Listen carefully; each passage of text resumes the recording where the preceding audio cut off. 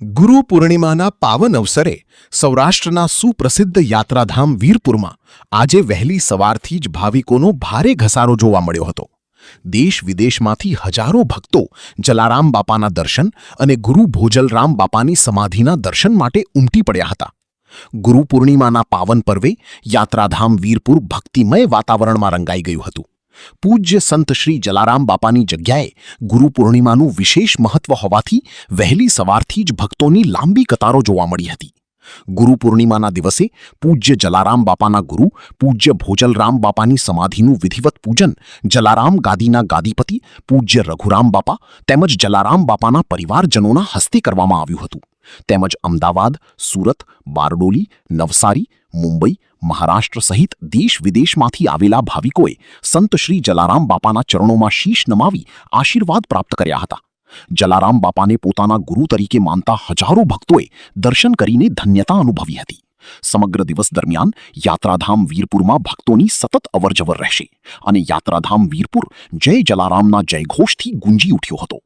Suresh Bhalia, DP news, Jetpur. અત્યારે હું ગુરુ પૂર્ણિમાનું આજે શુભ રૂડો એવો પ્રસંગ છે મારા માટે, કારણ કે આજે ગુરુ પૂર્ણિમાના દિવસે હું પૂનમ ભરવા માટે ચાલીને આવ્યો છું મારા ગુરુને મળવા માટે।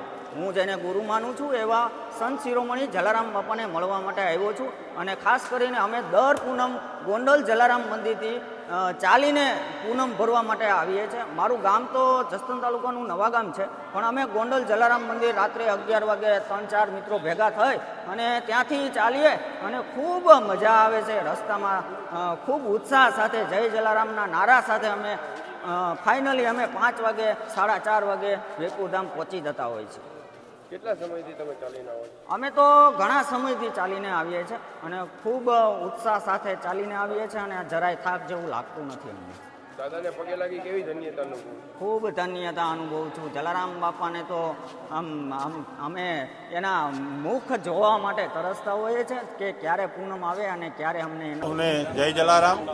આજે તારીખ 29/7/2026 અને ગુરુ પૂનમ ખાસ અનેરો મહિમા હોય છે। આપણા શાસ્ત્રોમાં કહેવાયું છે કે મા બાપ સેવા, સમાજ સેવા અને ગુરુ સેવા આ સૌથી મોટી 3 સેવાઓ ગણી છે। એમાં ગુરુની સેવા આપણે અત્યારે દર્શન થકી એમના આશીર્વાદ થકી મેળવવાના હોય છે, ત્યારે વર્ષમાં એકવાર હું જરૂરથી અહીં દર્શને આવું છું। હું મહીસાગર જિલ્લાના સંતરામપુર તાલુકામાંથી મોટી સઠણ ગામથી આવું છું અને છેલ્લા 17 વર્ષથી હું જલારામ બાપાના દર્શન કરી ધન્યતા અનુભવું છું। એમના પરચા અપરંપાર છે।